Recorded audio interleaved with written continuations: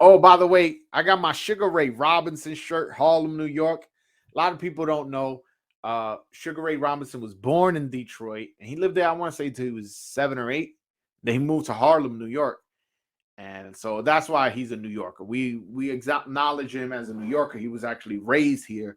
He was So what's interesting about him is he wanted to fight in the New York Golden Gloves, which the finals used to be held at the Madison Square Garden. Now it's held at the Barclays.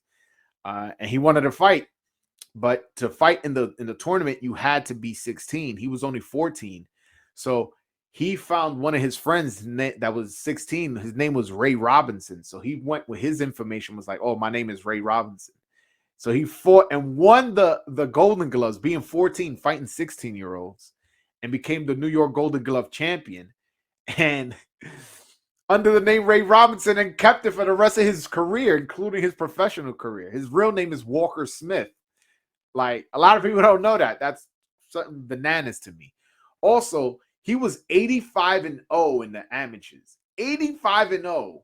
And I want to say 40 of them were by first round knockouts. And like 65 of them were just by like knockout period.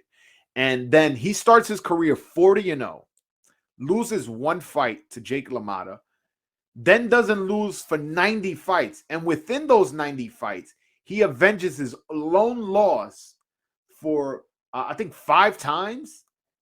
Like, yo, Sugar Ray Robinson is one of the greatest fighters of all time. Also, he's the only fighter to win fighter of the decade in 2 decades. He won it in the 40s and in the 50s.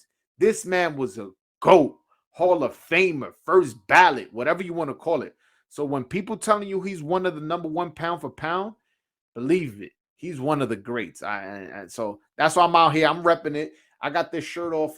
What's the name of the site? Roots of Fights, or Fight Roots of the Fight, or something like that. Just Google it. You'll find it.